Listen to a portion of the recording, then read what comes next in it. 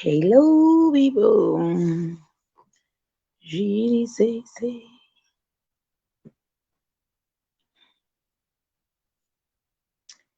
Hello. We boy here. Kuri say. Really say. Muri banya here. Muri banya here. Okay. She say. She say.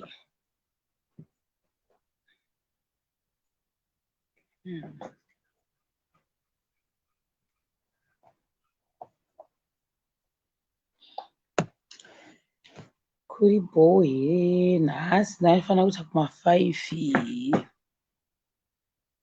handina kuzoita kuma5 dzachasisa ndadzoka kwananga ndaenda ndisati ndadzoka ndambofungwa ndoregera kuti ndikati no ndikangoskipa da kumapedza da kuti apere ndisati ndaenda pangu kuzimbabwe hamene kuti kuzimbabwe ndichaenda rini guys sada kupedza mastori zangu ndichiri kuno ese ndiringana papedza ndakuziva kuti end of mastory times angu muri sei iri sei nhasi chingani nhasi I think it was by the way, happy new month guys, happy new month. Kuri sei kwamuri Beulah Benedette zviri sei Ana Dembo Milka Mupemi Melin Moyo Paida Jiri Lavinia Chimandamba Primrose Tapfuma Pamela Mapfumo Rachel Mpofu Tarisai Kashumba Watson Mutau zviri sei Cheneso Gwasunda Belinda Dube Beatrice Prazen Sitole Moore. Kuri sei kwamuri guys, kumbirai nyanga vimbai muzire zviri sei 5 minutes dzikachanwa ndatangotora nyaya yangu 5 minutes. Brenda Jo batsirai kwindima Scotty Byron Jeffrey Nachoga Ganas Nyax uri sei Faith Rudo Chigona Zivanai Muchakadzi kuri sei Patience Chinyanga Veronica sei Mai Maduna Mai Lutando Tracy Kasia Bvumba Mai Roy Namula zviri sei Marves Gurajena Mas McLean Nyakas sei manya chaone chaone guys kuti yagumira papurate apo Ronika Mutanga Priscilla Chipangura Tapua Ndoro Nomi Jeka Poshia Chinonore but this time zondigwadza mozoti zondigwadza pakuti izvozve dzakuma 10:30 something dzeusiku meaning kuti ndichipedza panapa ka sati ndatombozorora ndienda kuita sei ndakuinda kulive yekuyoutube. Maybe I will adjust again timboitawo time because ndakamboita akawanda almost last week ndaiita na 5 p.m. dzekunoku, so yeah, probably ndichambotanga na 10:30 ndochinja futi mbichana depends kuti zvechifamba sei. Vimustole Sharon Basiyawo Masimba Kwangwa Gladys Nerupiri zviri sei Gino Joyce Jerema Gino yes Robert Jackson uri sei Rova Rasheka Ukau Takudzo Maenzanise ndiri boy ni zvangu Robert Jackson Simangile Langa in Violata Muperekero. Zviri sei Precious Marimo Dombo Shava Joanna Unze Moyo Sali Moyo Batsrai Kwindima Gracie kumanya 5 minutes dzedu dzakwana kunaya by the way guys. Anyway ndaenda kutanga story time yangu yanhasi handiti story time yangu yanhasi satatanga as usual disclaimer, oh my god, disclaimer. Nyaya idzi guys, they are my personal story times andinoita as nyaya dzekungoti tiseke. Hapana ari kuholdwa accountable, hapana da kusungiswa, hapana da kutirwa kuti sei. And even if I was at fault, I would just tell you kuti apa ndakabhaisa pakati ndo zvandotaura. I'm not even ashamed of actually telling you where I messed up. It's part and parcel of everyone's life. Okay, let me say of my life. Maybe vamwe vanenge vakararama life inenge iri straight isina mahiccups. So inini I own up my mistakes angu andinenge ndakaita. But then at the end of the day, I'm not here kuti ndinge ndichita name and shame pamwe nyaya yacho ni zvandine chitaura ndichika saka ndatanga ndaisa disclaimer ndichiri ipapo zvakare. Let me just say kuti pane zvimwe futi zvandakatonza. No, you have to keep on saying kuti we're not gonna stop kuita ma commentary videos. We'll keep doing my commentary videos. Ndosaka achinzi commentary. We're not gonna stop doing my reviews as well. We will keep doing my reviews. How someone will take my reviews, I'm actually sorry to say kuti we're not gonna stop. So yeah, that's pretty much it. Yeah, saka story yanhasi zvakaitika ndezvekuti nikirikini pandaiti pepe ndakapedza kutembera teaching ndikazoti ndazosendera message kuna headmistress ndikati headmistress ndaona basa kupi kubulawayo. Ini ndaitoenda zvangu kuSouth Africa. Ndobva ndaenda kuSouth Africa kwangu. But manje ndofana kunyazozviputa zvakanaka. Ndofana kuzviputa zvakanaka. Guys, kana usina kumhoresa, I'm so sorry because ndomhoresa vanhu. Ndakataura ndopina vanhu first 5 minutes. So 5 minutes kakwana otozongobatana futi mangwana. I'm still doing my live streams. So tinogona ngobatana mangwana guys. Hapana munhu anomboskip, hapana wandinoziva in person ukuthi ndingamubva ndatoti uya ndomufarira. So continue nenyaya yangu. Zvakaitika ndezvekuti nganditire example yokuti pane munhu angandilinga up nebasa iri. Vanhu vangondilinga up nebasa iri.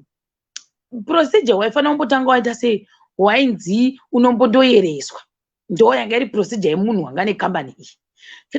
Zvakashate. Hapana chakashata. Kungoindawo ndondoita muchinjiko wangu. Ndodirwa mvura yangu. Sezvo inge iriyo procedure.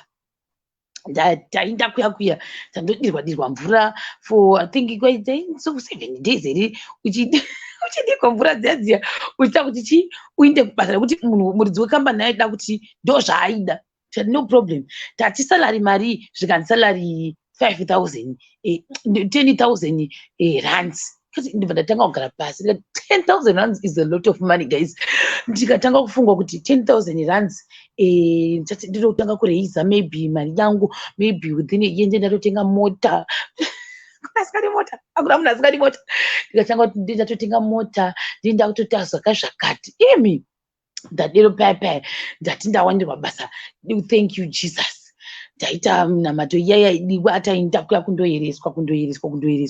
Tabva kuya kwanzi kundoyereswa. Ndapedza kuyereswa pasiteji tina vanhu vacho nongwanzi tsvagei munhu basa. Uya vati wapedza zvanzi ngachikwira basa uye.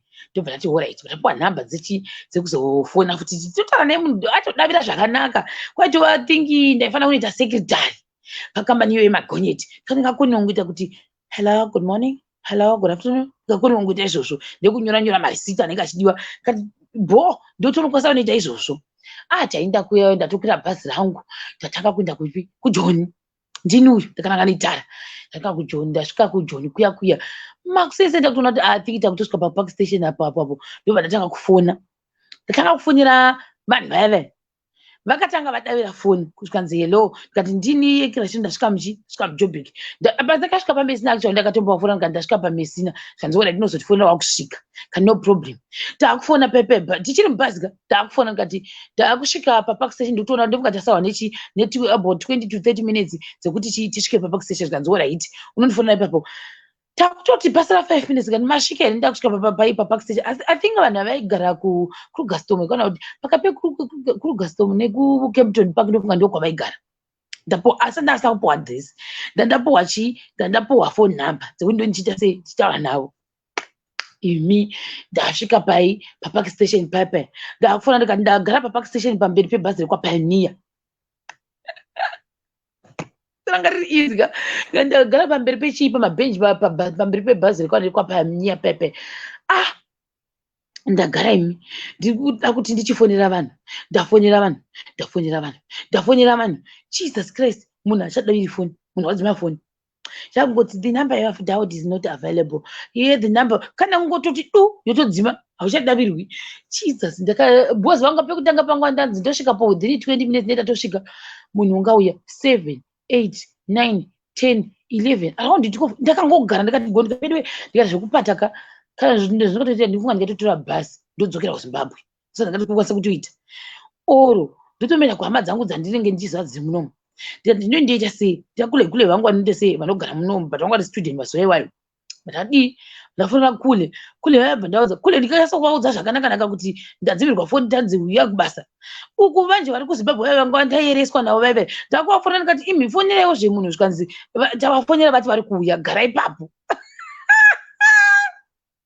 tikati ndikuvafonera sei vari kuti gara ipapo ini ndikuvafonera asi havasi kudavira foni moona manje imi muri kutaura ikoko muri kuZimbabwe muchiti vari kudevera vari kuti gara ipapo ndangogara wani pane kubva makuseni zvozidzatoti kofukuruka ndita kana kutombodii ndakangogara pamberi pebhazi rekwapioneer munhu dheng hakuna munhu zero zvikanzi navo aiwa vati vari kuuya ndikati kana gandise option B ndo ndafonera kule vangu ndikati kule muri kupi zvikanzi hatitori kumadhoo tiri kumaresi ndikati alright kule mukwanisa kumbonditorawo here aiwa mari dzebha ndanga ndiri mape ndakakudza ziro kuti ndanga pandaishanda pepe ndanga ndine mari yangu yanga yakatowanda nemira yakamunzo step by step mari nyaya yacho mari ndanga nditori nayo yanga yakatowandisa itokwana kana rent for 3 to 4 months saka ndanga ndakagadzirira ndozvanda ndakaita ipapo because ndakashanda kutembera teaching saka ndine mari yechi 3 to 4 months yerent ichobhadhira noti kumbobhadhira kana kuti ndaitobhadhira apartment ndo mari yandinayo ndine mari yanga yakawanda ndagara pepe ndatiganifonere chikule ndafonera kule vangu kule bvawaibva wanditora ndindakatobhadhara kati don't worry ndigandichese ndibhadhara nemakomba acho nese ndagara about 2 days ndigandichese ndimboona kuti achadevereka kuti acharegera kudevera after 2 days sedzi haana kudavira angati kana kule ndigandichese ndinde kwani kunemwe hama yangu so vataenda kuya kwangu iri kure tasvika kuya ndikati kana handingambouye kuti ndizogara kunoku ndozodii kachirega ndita sei ndibve kuno ndinde kunochinyanza kutsvaga chaiko musiti chaimobasa umo ndandinotsvagirwa apartment ndatsvaga apartment yaya patikasvika imi tasvika kuya kwaiva hoi zita renzvimbo iyi inogara ichindibuda handikudhuze nekukresta handijasi kuti kwainzi kuchii ndasvika paipai guys kusaidi gogo yange first time yangu kusvika tikati kunoguzva kuneti kutori kugeto kune mazi apartments akawanda but unongonzwa shona chete kunonzi imi kunenge iri kresta iyei handiti pane kresta imoyi maapartments ariko akaunganawo uku kunongokunzi ikoko kunonzi chikostrako hakunondibuda ikokoko kana muchikuziva mozondinyorera apa pakuti maplace maapartments ariko anonzi chii no hakusi kurandburg kresta handi kresta iyi kwota uyu maapartments maflats ari ikoko siri kurandburg ndokuziva wangu siri ikokoko kunonzi kuwest east something but handisi kuti east kresta ikati maiwe matoenda kuresa kenzi chiko nzvimbo iyoyo kana mukapa isi haniji ndoko ndaikugara ndiri mustudent saka hana kusiko yes thanks kuwinza thank you Rudo kuwinza kune Windsor West neWindsor hakusi kuCosmo kune Windsor West neWindsor East saka ndichazi kuti yana yasogara yanzi west yakati east zvondiconfusa ikoko kuwinza ngaingoti kuwinza ndasvika kuya payana kule vangu maiwi tikuri mazimba akakazara ikokuri kuti izvo asitatodzokera kuzimbabwe panga kwakazara uchingowashona chete nani stop no problem moms yaenda ndapuwa phone number dzawo ndatosvika pepe ndatovati ndini ndinge ndatsvaga imba pepe zvikanzi nani green mave zvikanzi nawo room yatachifanira kupa papa maapartments aya zvaanenge akaita ndimuzasi muya mune makatonzi mune makanzi ningikini mune muchigara kana kuti mwari kugara pamwe achigara pamwe achigara pakumusoro muchigara makawanda makadero iri same apartment yayo saka kunezoti 3 upstairs dzine mabedrooms inobva ndati ndikuda bedroom handiti waikwanisa kurenda full house ako but ndati ndoda bedroom ndobva waimboti unokwanisa kuti akona iwe ndikati akana angamboyi kuSouth Africa kuzoti munondipinza muzasi meekera mudining mavo handiti inoito dining yavo ndondipinza pachikona apapo akana mwana wo ndo paitovata mumwe wacho nipapapo vakangotora bed vamisira ipapo saka mini kuti pavanopedza pepe mwana wacho ndombaingoinda ipapo pandapuwa room yangu I think mazai yanga ari 1200 1500 zvaidhipenda neroom yachoni ndadii pepe ndatotanga kurenda room yangu vachabati kufuna kudai ndatobhulokwa ndofunga handichatozivi ndati kana ndida kutsvaga basa rangu ndega ndobva guys nedigiri rangu riya ndakati too late zveudigiri izvi ngandiziye pasi because basa reudigiri handiriwani ndobva imwe futi I think zvakaitika ndezvekuti kwandaigara vanhu vazhinji vaita zvokunoshandira varungu apartment yanda ndatanga kuwana pekutanga ndakanzi hamuna azara saka zvitoita pane imwe apartment iri panapa tokupinza imomo but vanhu vemuapartment vaiva strict handi kunyembera vaiva very strict waiudzwa timetable yekubika 7 o'clock dzikachaya wanga usingafani kubika guys what kind of a rule is that 7 p.m. zichingoti ngo vaikudza kuti waifanira kunge wabika kudhara na5 p.m. saka food yenyu inozonhiwa imba yese 7 o'clock it's late kuti ubike iwe unonga kufunga kuti iwe unoda kuti zvoninditiekera ndatova nemari yangu ndakanditori prepared ndatine mari so ndobva ndatotanga kufunga kuti vanhu vari strict vogona kuti ukaita juti vaigona kukutera kuti dzokorodza juti iroro apa wokurenda mba imomo uchirenda ende vaita zoti dzimwe nguva ende mai vangu vari strict veduwe I remember this at the time mwana wavo vangu ane muteenager saka muteenager munongoziva zvinoita mateenager obvious vaimbobuda vachitiza vachienda kwavaenda saka ndonga vafunga kuti ini ndogowapidza mukati memba mumwe musi ndakatovata dzadzata kuma12 imi takatovata vakava vakatanga kurova dhoo nekuti imba yavo uri kurenda muflat mavo vakatanga kurova dhoo mai mwana vakarova vakati vhura dhoo rero ndikati kwakanaka here zvikanzi ndikati chii bva watanga kuti wamboonana ningi here ndikati handina zvikanzi vhura dhoo iroro ndoda kuvatsvaga ndega guys nekuti ndiri kurenda muapartment menyu but vaiita zvavanoda zvikanzi vhura dhoo iroro apo yeti uri kuita sei uri kuvabhandira rendi zvikanzi vhura dhoo iroro ndoda kutoona ndega kuti hamo here imomo mumba mako ndakatorikinyura dhoo riyeri vakavhura vakapinda vakaenda kuseri kwemasofa vakabva pepe vakanovhura mutya wardrobe kangarimo vachitsvaga vana vavo muapartment yandairenda inini ndikati kana inini mai ava vaka next month handigari munomo handikambo number 1 ndorambidzwa kubika 7 o'clock ikatochaya kana usina kubika wakutovata nezhara yet I'm paying rent. Number 2 vakangoshaya kana mwana wavo vane vachindivhurira mba mandogara inini kuti vhura dhoo vomupinda vobuda kuti sorry chivhara zvako dhoo ndine ndodwa kaita seiyeyo. Number 3 vakangofunga chero zvavafunga panguva iyoyo ndo zvaunofanira kuita. Vaitokudza kuti timetable yekuti mba mangu unofanira kupinda time yakati. Mine kuti kana uchida kubuda time dzawakati aufanira kubuda aufanira kupinda time vaitokupa marules. Saka in other words ndakatoti mwana wavo yet inini ndaibhadhara rent. Saka ndatuta mubati mai vangu ndikati kana nema chaidzo ndobva watanga kuti pamavisitors atiri mavisitors maona manje aiwa ndikati no handidi bva ndatoti mwedzi uchipera ndambvaudza indaisaziva futi kuti unofanira kuudza mastandard kuti mastandard inini ndichabuda next month wowapa notice. Ndakangotsvaga imwe room mose ndakatsvaga mu next month ndaingojamba one apartment ndoenza umumu akatamba semudhadha ndakadai ndakangojamba one banaina mumwe machoni but this one yenge nema South Africans yandaitwa marules yenge nemuZimbabwe ndaenda muya nema South Africans muya mukadzi angasina kana problem. You guys mukadzi uyu was so nice ndochokwadi andina kana vache variko vakati va South Africans I don't know but this one wandakanogara naye anga astomborina kana problem aingondiudza kuti I want my rent, nothing else.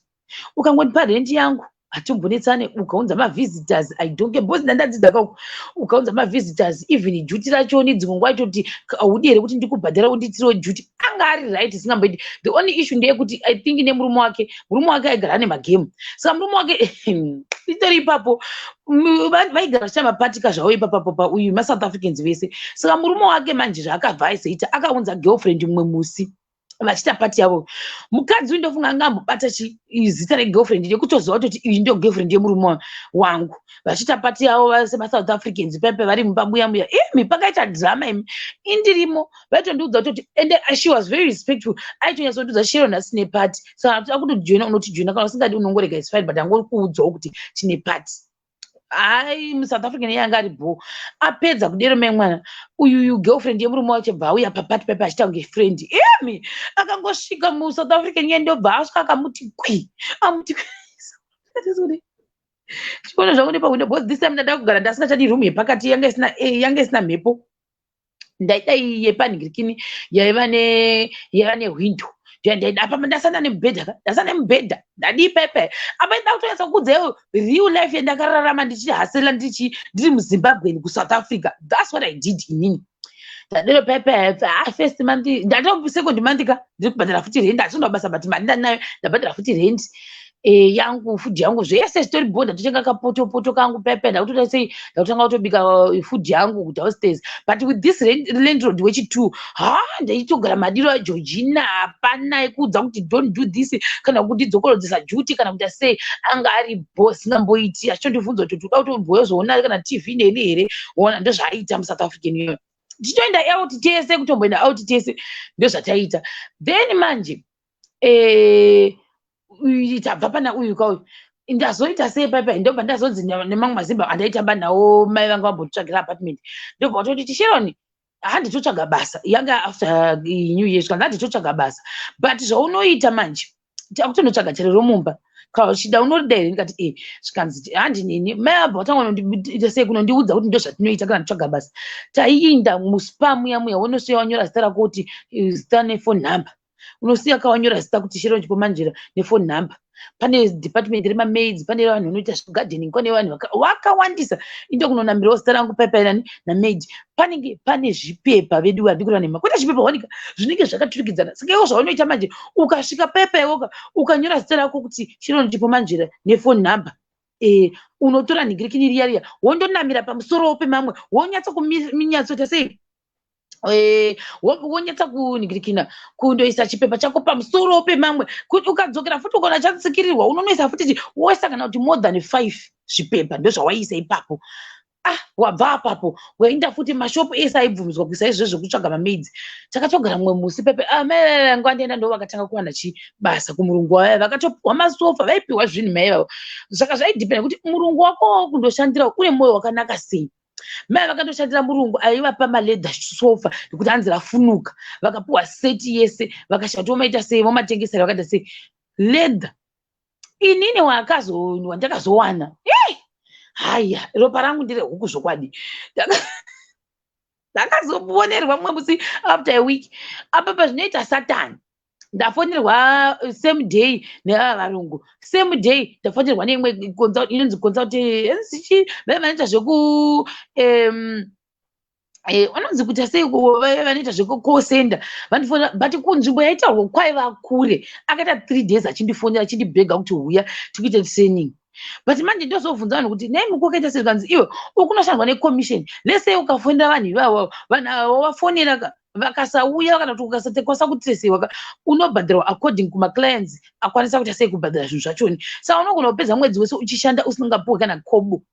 Anga no problem nandini zvina hangu ndinde kwangu kupi ikoko kwehouse maid uku ndo zvakaitika ipapo ndadii pepe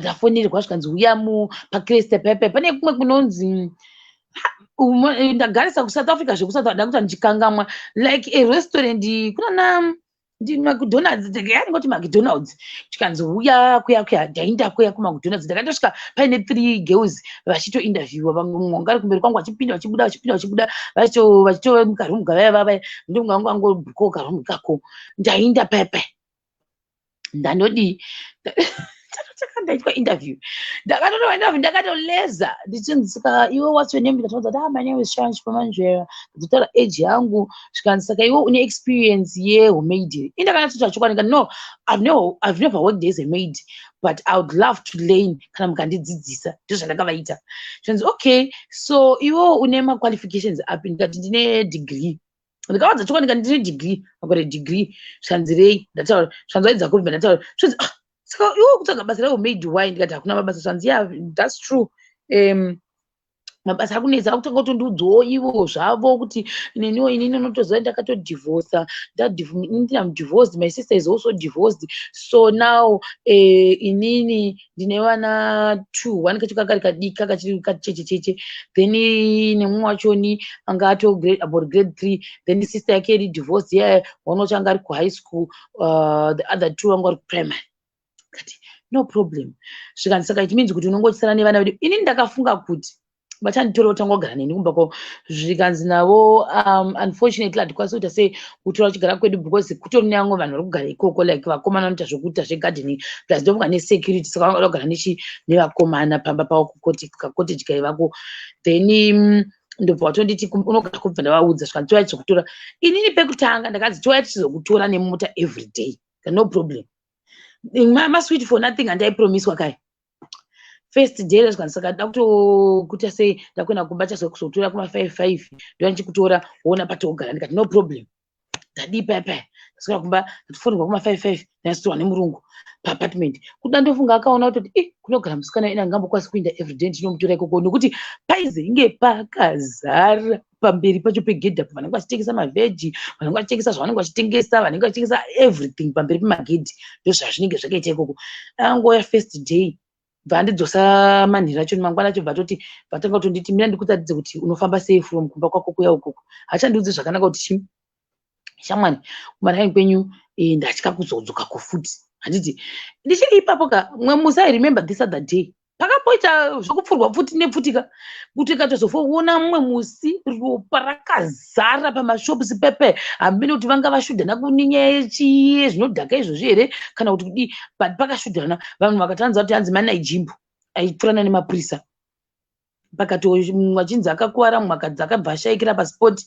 zvaiitika usiku hakuna waibuda vaingoza kuti ndozvataingohwa tikati jesus ndaingozviwa kuti these things happen zvaitoitika paseri peapartment waingovhara madhoo ako ungozvivatira imomo wongozvikira dhoo haubudi ai mwana ende pachoni pakatozouya vamwe vaiklina vaya vaingotodaiwo vachispreya kuti blood racho ribve rakatoita about 3 days richitoripo richiasoona kuti apa pakaerera neblood remunhu akapfurwa akatoshayikira ipapo it was normal kuita vamwe vaingogara varimo vachiti ndio mastreet kids varipo pepe vakazara mvura ichipopoma mai mwana vachinaiwa varipo mashopusi ikoko ekuwinza tikati zvakaoma vedwei kati ineno life yacho inozoita here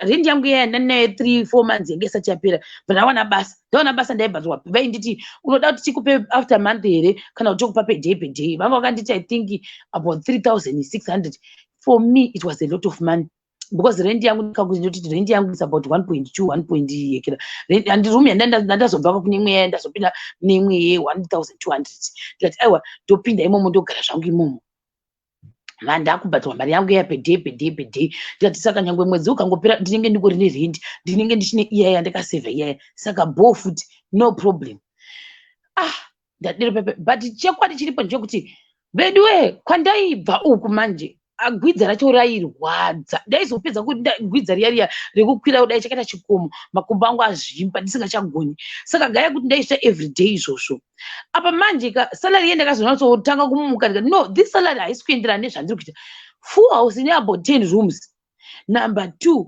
ava zvavakundibasa ndopepe ndaizombotora pane imwe story time yangu yandakambotaura kudhara pekutanga ndichiti paiva nemusikana anga ari muteenager zvainzondirwadza ndechekuti mapeds ake chaiwo aimaisa mubhini asina kana kuputirwana netishu uchinyatsa kuona yakati nyena here kuti mhoro haleluya uchitarisana naro rakadero mai mwana ndikatsamwa musi yo ndakanyatsa kuinda kuna mai vavo ndikati mwana wenyu ndokumbura mumuudze kuti inini because vanga vandipa go ahead kuti kana pane chinenge chaitika chausingafariri just let us know.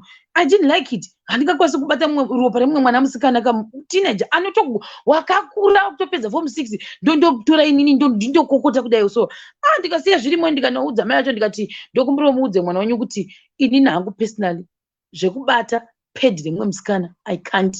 Ndikasiya zvirimo ndikabva ndaklina imba yese apa vakada futi mumatoilet acho varungu vanomboita utsinye vedu yatikura nhema varungu vanomboita zvavo utsinye kana vada mutoilet macho unosvika futi musikana ari panguva yake iyoyo akazadzadza uku kwacho ndikaramba that day ndakaramba ndikati I can't. Ndikarambe ndikati I can't because aiwa kana musikana uyu mukuru wakadai aiwa kana ndikaramba uyu mai avacho ava kukaenda kubathroom kwavo mai mwana dzaingova manyama ini nzvinhu zvandanga ndakavenga kuta chokwadi especially working for murungu. Bathroom yemurungu handitombodi kana kuiona, handidi zvangu. Dzaindirwadza ine apa vanga vana body 3 mabathrooms mai mwana 3. Ndikati hey no man hazviite. Handikakomplaina ini ndakaita ndikanokomplaina ndikaudza kuti no ko hamukwanisi here kuflasha toilet. Ndikavabvunza ini guys ndikati hamukwanisi here kuti kana mapedza kushandisa toilet muflashe even futi tabva ipapapo mapedzi nangu handikwanisi kubata mapedzi pamapedzi nekuflasha toilet please flashai. Musi ndakaramwa ndikasiya zvakadero ini ndikati paachabva kubasa kwake achauya achiflasha. Ndakaramwa ndikasiya zvakadai ndikati unondiudza kuti iwe powapedza panapa wakoniwa kungoti gojo kudai so wakoniwa kuchibata ichi chinodai so kungoti jo chototi po mvura yoinda hazvikoni. Inini saka ndinoda kuti ndibve kwangu ndichikwidza-kwidzako ndichifamba neshoka mamutu kuti 1 2 1 2 kuti ndiwe zvokuflashira toilet yako. Ndakati kana no apa pawabva ipapo vane vhudzika rinodonha vanodonha vhudzika vanhu vaya vhudzi racho rinenge richidonha apa madzimai chete munhu wechirimo wati aingowamo. I don't know about varume asi ndikuti about vakadzi nekuti mumba maingwanika mukomana kadiki chete apa kaizogara kachichema kachidhererwa kachidhererwa nevasikana vaivapo. Ndikati kana mwe musi ndakazombomudii mukomana asaka chekwagutu ndikamuti iwe uri kuchema iwe unogara uchichema every day uchichemedzwa nechizhazvanzi chako ichi unochema ndo zvinoita varume. Ndakati ngwapfudza ndikati unochema ndo zvinoita varume. Wakamboona murume unochema here? Wakamboona murume? Ndikati unoona zvauri kuita handiwo every day akakubhoka uri kuchema unobva warova dhoo rako wovata. Handiti wavata kuti aifara manje kamukomana kaifara kutaura nyaya neni kamukomana nemwe wacho waigara achirovana naye vaifara kutaura nyaya neni. Uyu muhombe manje aisazvida uyu wekusiya mapedzi akati ng'ena aisazvida because mwe musi akatibatikidza achipopa mapopcorn. The way atinopopa mapopcorn ye ndaizvizivirepi kuti havapopi mapopcorn vachidero vanoita zviya zvokuisa meno zvavanoisa zviya wopopa akadero isinotanga taisa kukingoirya otsva mafuta atsva pepe totora hedu mapopcorn edu todira toisa tomadai so tichimarova nepoto mai mwana. Ini ndini ndasara nevana ndini ndasara nevana vaya mai mwana inini na uyu chimwe pana vanga vakawandisa ndinozondodescribe sei. Uyu mumwe wachoni angati employer vana vake vachoni vaingotaka kunyangadza mheno aingoyema aingogara chichema. Saka even cousin sisters achoni garingoti vasisters achoni angasina mufariri nenyaya iyoyo. Apa vaimuti ane guwa anotaura zvese ndobva watonatsa kutondiudza akati Shironi uyu musikana uyu anodzingisa every month apagarichi maid anodzingisa vanhu mabasa. Saka ini ndotogwadziwa ukadzingwa katichagwadziwa nedimwe wacho tatatoone bond angari kuprimary sisi vacho vemapedzi atina mubva tawirirana asi mumwe wacho uyu unomutevera nemumwe uyu wokupedzisira mukomana uyu takati mabhadhis taispakwa aiti kana akubuda achita kujim kwako kwekura ndaisvika akandigadzirira sheki mai vacho achiti seiwo uchigadzira zvikanzi Sheroni ndomufarira achigara achiti mama ndokumbira musadzinge Sheroni indaizive mai vacho ndovaizondiudza vamumota kuti wakamuita sei bhozi anogara achiti musadzinge Sheroni. Ndikati I don't know zvikanzi even ukanangirana paya ukanonoka anoti mina ndigadzire Sheroni chakati. Tikati hazvina kushata tabva paipa mumwe musi tikaenda kupaki taiziva paki takaenda kupaki mai mwana ndakavhurira vana vevarungu vaive tikavhura gedhi tikatanga kumanya neprema mai mwana zvikanzi munombopota muchimbotamba navo vana takamanya murodhiya kunenge kusina kumayadhi kwevarungu kuya kunenge kusina mota dzakawandisa navo vana vaive tichizeya murodhi mai mwana tigobva taenda kupaki mai mwana taingova inini mwana wamuprema uya vamwe vaive nechimwe chimwana chainyangadza chaigara chiema tigotanga kuita mizerere mai mwana tichibva pepe zvikanzi nhasi ndatagoma nguva toenda futi rega tatozoona tabva kuya mumwe musi varwa pepe ndikaenda kuno chikomana cha ndikati wakapata zingamboiti ungachemedzwa nemusikana ukangochema charamba chikujerera ndi uchachema everyday amina ako but right achachemi futi ndikangokona uchichema ndinoda kuba kuseka ndokuseka ndozvangamita ndikanokuseka ndomba kuseka ungachemedzwa unzi watora chipunu changu chipunu ukuchemera chipunu chaicho chekuti unokwanisa ngose mukondotora chimwe chipunu wototanga kurya mamwe madzama ndaisangana nawo kumbe ikoko kwandakashanda semusikana webasa gaizi yapera iyo saka ndinongoti achingobata bhirigiri tumwe uyu twacho ndi tumascenarios imwe futi ndeyekupi mabhedroom avo ndaigadzira ose mabhedroom ese mapopcorn todzokera pane mapopcorn ka sisa vakuru handiti vakaita sei vakatisvikira head tichipopa mapopcorn taakutorya actually mapopcorn taakutoisa ipoto yepiri apa tasata zvidhishi tatasata zidhishi uyu ndobva ndamba chake kukomana ndodawo mapopcorn ari kunhuhwirira ndobva ndamuti don't worry ndinokupa mapopcorn uda muchidhishi ndamba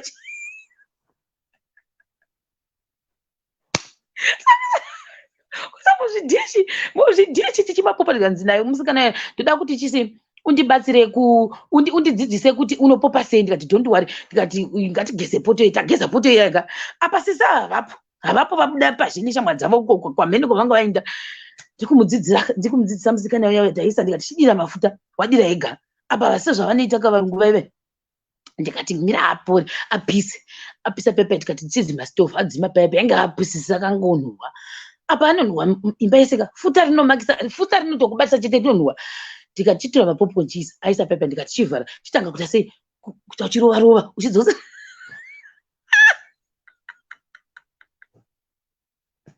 taita pepe mapopcorn akuti papa uyu musikana ari kupinda kudai so ari kuvhura dho ari kunzwa smell ndofunga ari pashe pepe kuti kune chinhu chikubikiwa ndofunga abva pepe memwana apinda pepe memwana ari kunzwa smell imba yese iri kunwa oil ndofunga nenhingirikiri nemapopcorn ari kusvika akati what are you doing achipopota musikana iye ndobva arova dho abva aramwa kwakuenda kunotanga kuchema mubhedroom make indotarisana nemusikana iyayo zvikanzi ndezvake keep teaching me tati kuwapatsa muisaka because handina kuhwisisa ini kuti why was she angry tiri kupopa zvakanaka akuna wapisa imba saka chii chaitika ipo pano ndobva adzoka futi bvatanga you're supposed to do these things with me why are you doing these things with her you're not supposed to be doing these things with her she's our maid saka nani maid aufani kuita zvinhu namaid I didn't even know ndakatanga kuziva ipapo zvikanzi no angora tell mama bvatoenda kunobata foni zvikati mama uyu anga ndamusvikira chipopcorn nemusikana webasa ndini ucho chajehovha musi kwedenga mwana andomboswa ndakatoendawo kundodzidziswa nevarungu iri anotoziva kuti ndaitobatawo matheories and what anozviziva here kuti hazvizivi vidiwe why would you do that to me why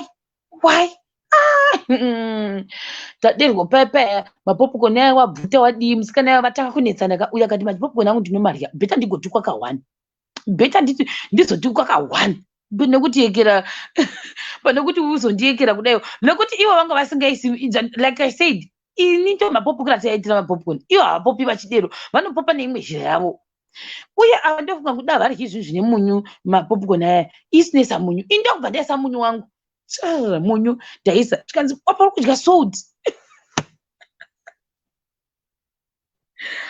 zvizotsakura varungu zvakaoma jehovha musikadenga ndikati nangu ndinorya nesouti takamadzinda ndikati kana ndichidzingirwa basa mapopcorn aya no problem ndinongodzingirwa asina marya io ndikati waluza popcorn hauna kudya popcorn rachoni wodzingwa futi basa I can't handikwanisi chinhu chandaikwanisa kungoiyatopera kai mapopcorn aya ndo zvakaitika mai vachona havana kuzombondibvunza kuda wakangotsamwa wakangopopota ndisipo I don't know then tobva ipapo then mbava nditi unogona kuaina here? Kundibvunza kuti unogona kuaina, kuti ndibvunza it means kuti unoda kuti udunzwa permission kwandiri ka no handigoni. Ndikati no handigoni kuaina. Ndobva vanditi uya ndikudzidzise. Guys, ndakaita the whole of afternoon ndichidzidziswa kuaina a t-shirt. T-shirt afternoon yese afternoon yese ndichidzidziswa kuona t-shirt. I remember yanga iri sky blue. Achindidzisa ndaitotohwa hope ndichidzidziswa kuaina t-shirt. Chingoti zvikanzi wazvionera undoita sei? Ndikati yes. Zvikanzi are you able to do this? Ndikati I think so. Ndovaindibvunza totoitondinyengerera ndikati I think so, but wara chimbo aina tione, but I think ndango aina matisheti matatu ini. Chaizondibhowa manje ndechekuti vaderoka veda mabhodhi manga akawandisa toti 1 2 3 4 5 6 mabedrooms chete. Asati tanga makitchen malounge avone kumwe kwese kunotambirwa kwese asati tanga koko. Apa inini cheche chinoti furu chichikirina marara cheche ndaiziva kuti chinoshandiswa sei. Ndanga ndisingazivi ndeemotion.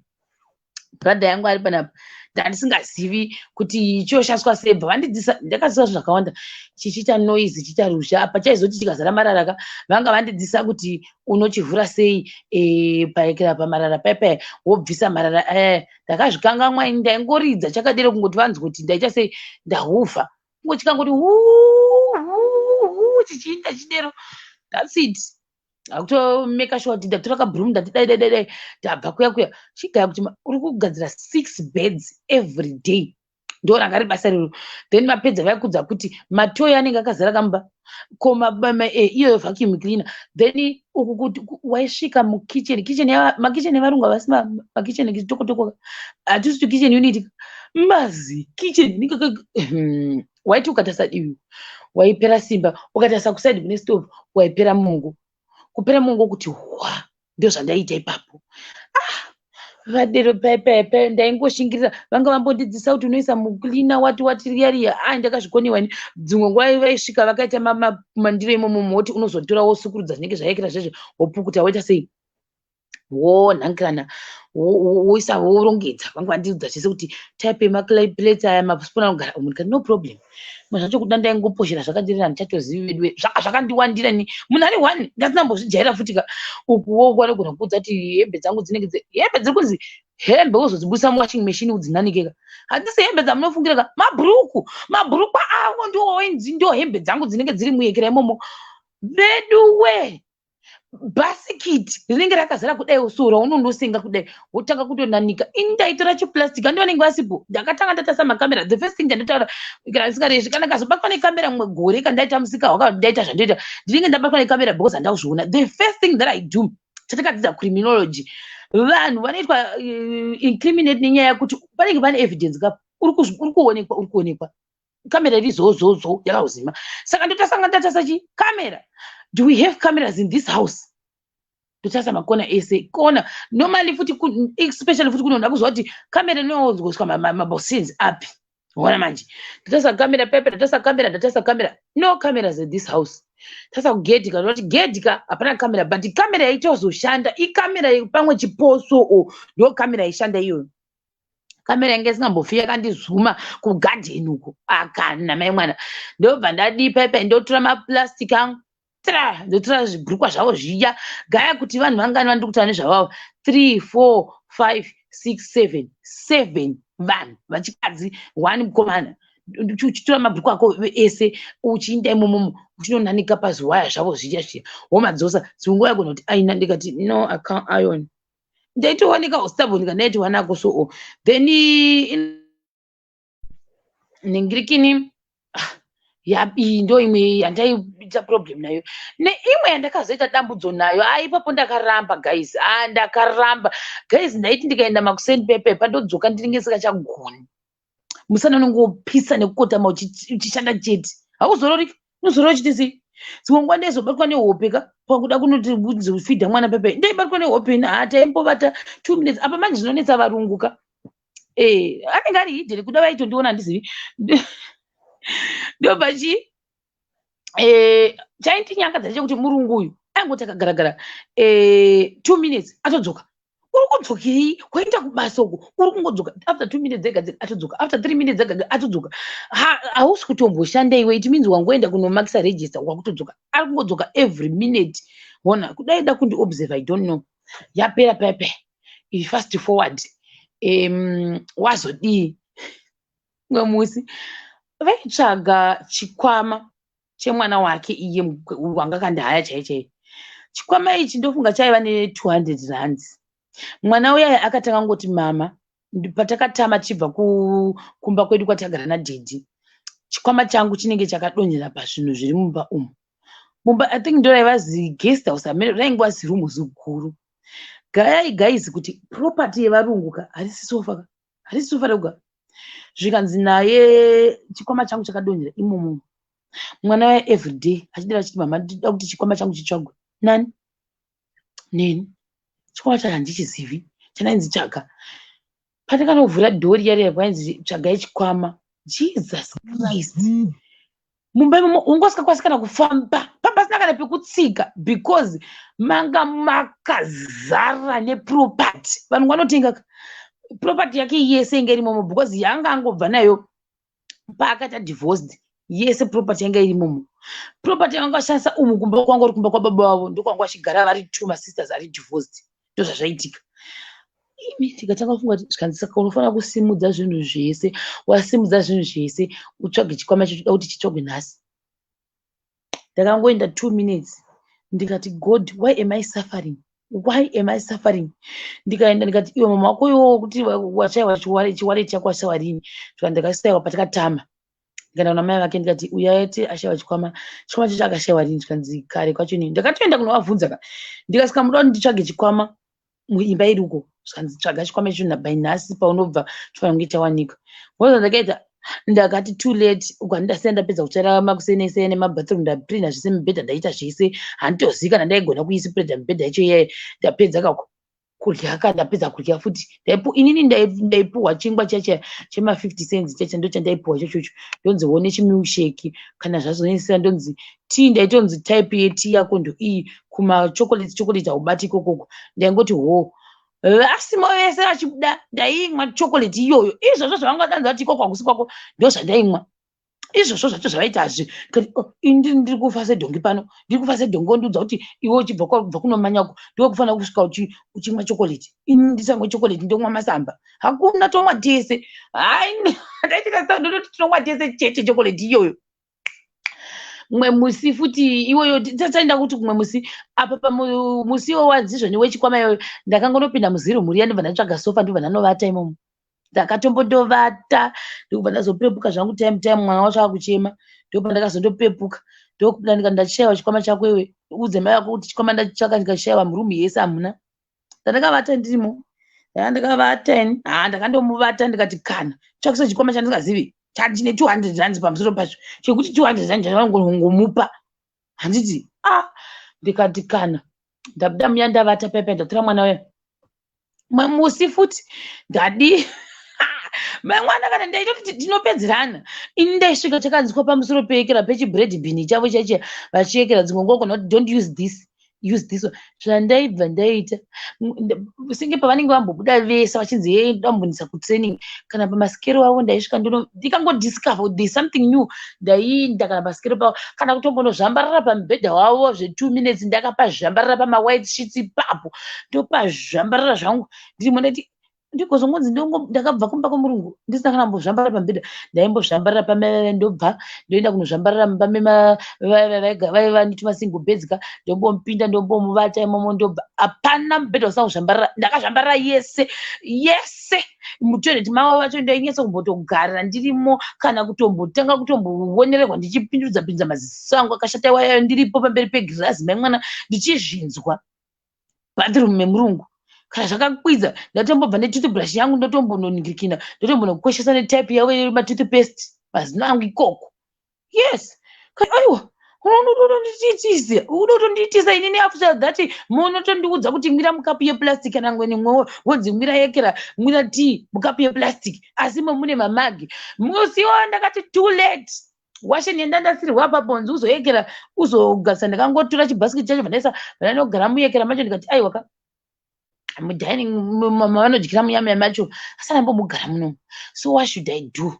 Ndokutora chikafu changu bva ndanoisa mutosta ina ndakana basa nayo.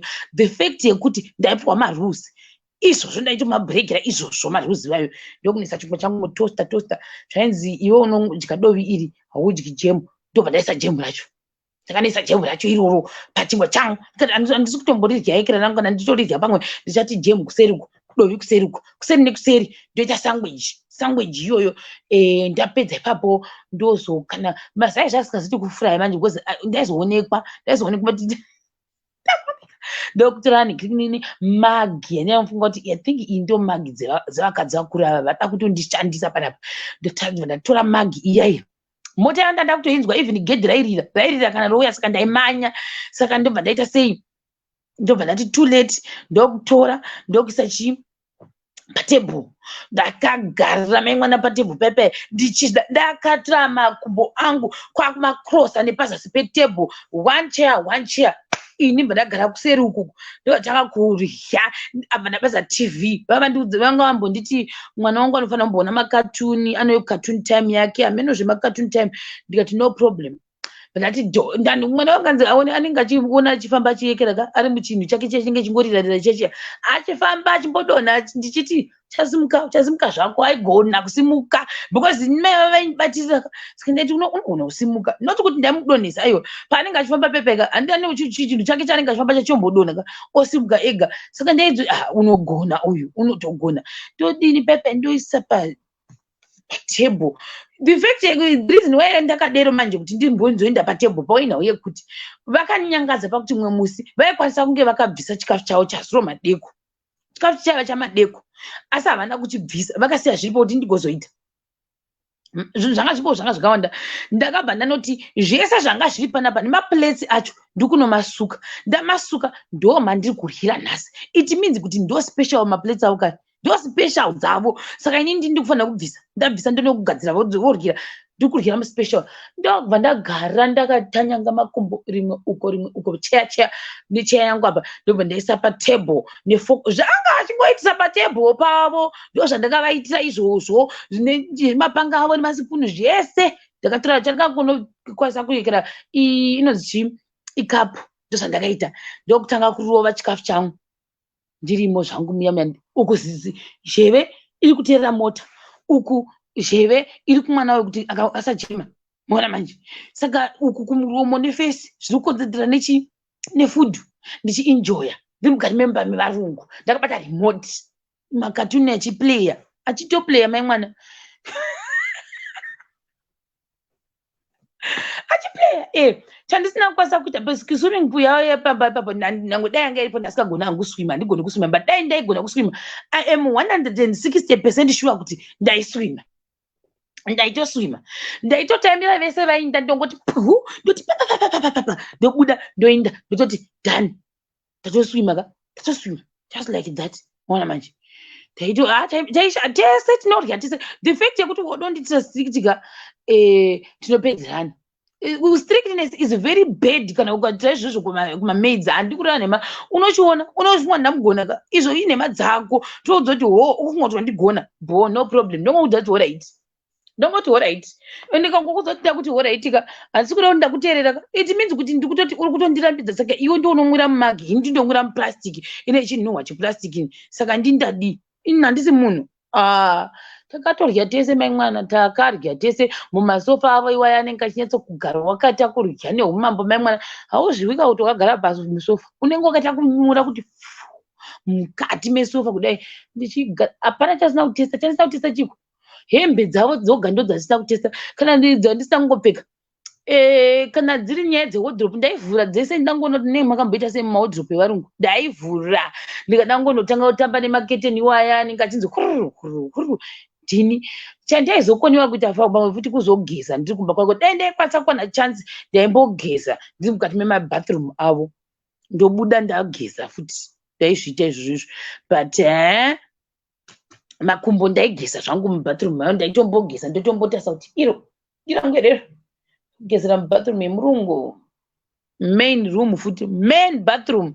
Ndini waona manje unondiita se haupo hausi kundiona wasiya wandipira kapu yeplastiki inini ndini waona ndiriegera chikutu chako manje apa pamwe wari kurya zvinonaka iwe wondipa chingwa che50 cents zvonzi ndo chako icho zvonzi chinoita 2 days uri pamaruzi akuzoti kugone ndichilaza lofu rese ne30 minutes unozivei apa utonditi hanzi lofu ndere 2 days atitengi lofu kana pasina nechimwe futi chandarya nacho ijusi remwana uyu wainzi une diabetes.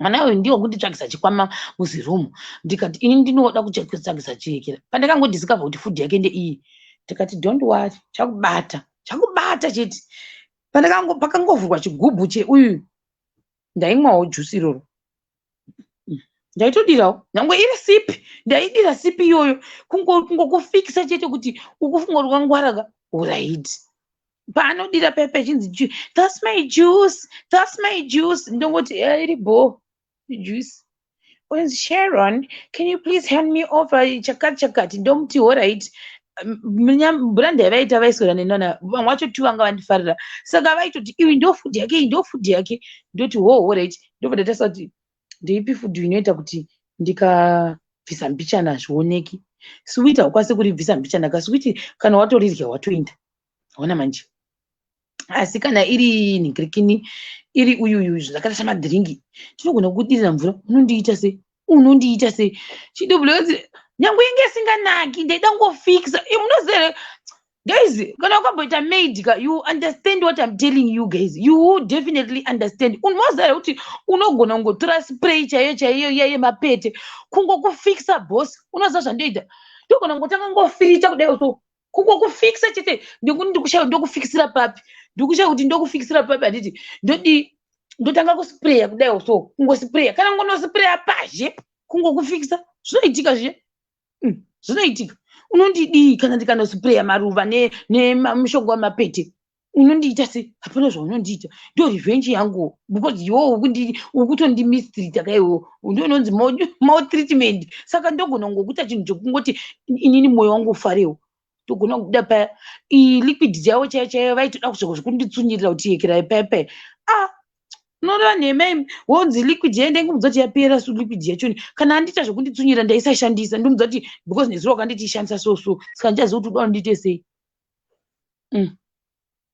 muona manje varungu vanonetsa kucha inangu hamene maybe kuti ndiye type yandakaona vaizongondipawo the only best thing yandakaona vakandipa used cooking oil about 5 liters of used cooking oil because vaiti inzwai rafu yavakanditaurira naye dai vakangondipa zvakanaka macooking oil achikoti Sharon all cooking oil pane kuti vanditi all cooking oil zvakanaka vanditi Sharon, white people don't use reused cooking oils. So isu zvatoita panapa tinowanza kuisa muzvigubhu tasazve muzvigubhu towanzopa vakomana kuseri but vaitoti vane yakawanda saka ndakupaiwo because vanhu vatema tikanzwa kuti vanoshandisa reused ingondipa cooking oil zvakanaka kutoti kudawo nditi we don't use because inoti kwatonditanzi because inotisimbisa so kudozama kuti chii wewe kana uchindipa reused uchiti isusu inotisimbisa ndikutaza kwachoni wakangosimba saka where is the diet going on panapa muona manje ndobva ndati alright no problem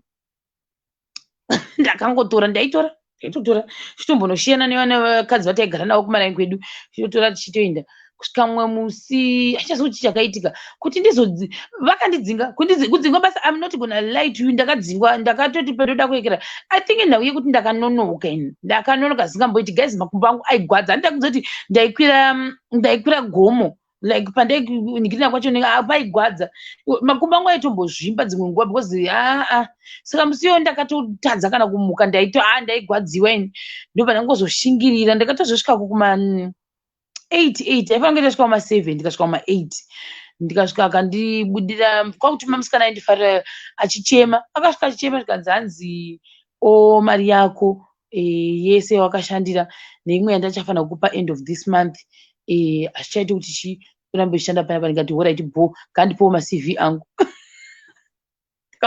ini ndine vanditi mukadzi yako kwandisendera message zvikanzi iye akaramba kuuya kuzondifesa face to face akanyara ndobva sister vacho vati vafona zvikanzi zvikana sister icho chichaitika iwe ndikati handizivi nangu ndipa mari yangu ndiri kugedhi zvikanzi akupa achiti chii ndikati handizivi ndozvaitika akati but watombomuona ndikati handamuona because like I said vanga vari 2 masisters handiti ndobva vaita sei andonditi alright no problem because vakambotukana futi mumwe musi because airamba tsvaga zvikanzi iwowo zvauri kuti hasife because uyu musikana ari kushanda panapa iwo kuramba kutsvaga mwasikana why sikana usingangomudi sokumuudza face to face kuti nangu chi hasi kukuda pane kuti zvoniwekere saka pandakatozosvika paipai akangotumira mwana neenvelope aindifarira wacho apaitochema asikagonwa kutonditarisa vatoti handitombozi kuti chakaitika but angoti hanzi hazvichaita kuti ushande panapa ndikati ibo ina nomudza kuti hanzipo macv yangu bhadzoka bva handiti hanzi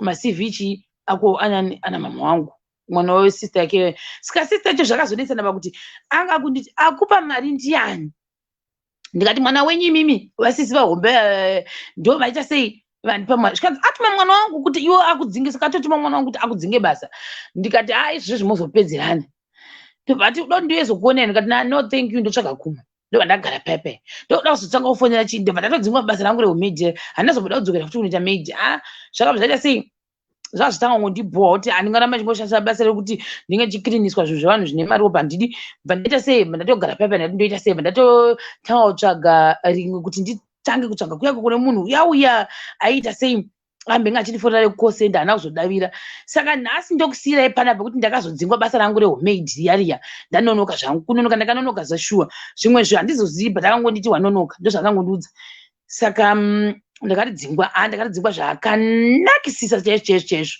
so mangwana ndoenda kudzoka nepart 2 yekuti ndakazonga kutengesa mapundo loan nemistake yandakaita futi ipapo because ndakaita big mistake ona manje ndakazongenda kuda kutofunga kuti ndatoo business woman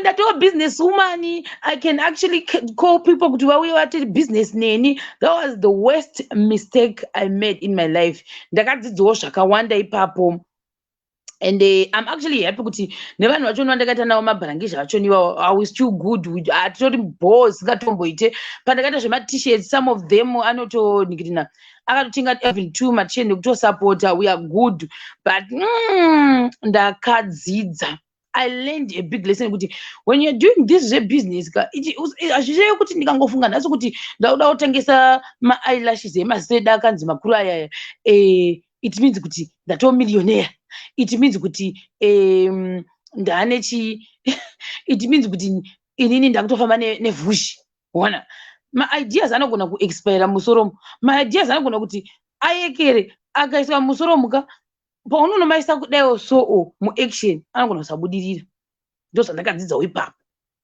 muona manje saka njanchikudzai nyaya yemapundo ainwa masuhwehwe sewage ndakamupinda mubusiness remapundo ini maloni chaiwo rikafoira business iroro zvinakumbomira zvakanaka ndora ndikudzoka nayo mangwana pray kuti voice rangu because mazuva ano rinenge rakuda kuti tichaka kurwadza futi ndamatirai kuti saikere isandirwadza zvakare mangwana ndinyatsokuudzai mangwana think mangwana ndo end of episode yangu yekusouth africa ndodzokera futi kuzimbabwe ndaingota makrisi kondiri kani makrisi kondiri acho nandaita akakaoma zingaiti makrisi kondiri iwaye hatingamboiti krisi kandiri kana kurosi kandiri hazviite atonzi krisi kondiri chaiyo angova mabharangizha zvichitenderera zvakadiroona ndo zvakaitika ipapapo so ndanyatsa kuudza chokwadi kuti nema-mistakes like I said I will always put a disclaimer yekuti when I'm doing these stories handisi kuadvocate as well kuti munhu ndaite izvozvo kana kuencourage mumwe munhu kuti ndaite saizvozvo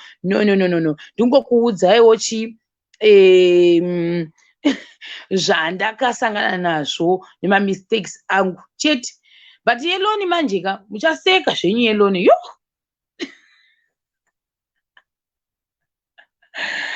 aya guys good night rega ndinde kuyoutube ndinoita live stream yangu I think chatomboita kuchinja time ndiendese kumberi nomunotamba hangu kuyoutube maybe 30 minutes kuyoutube ndimbotaura nevamwe vanhu nyaya ndopatiri chiedha vanhu manje kuyoutube I think nasine story time yema long distance relationships ndo yatiri kunoita kupi kuYouTube right now. I think maybe in 10 minutes ndienda kutoita live kuYouTube. Good night guys, I will see you tomorrow. Okona mangwana, bye. Maybe mangwana cheta set time dzinoidzi ndombodzokorodza kubira sai I will see kuti energy yangu yakamira sei mangwana.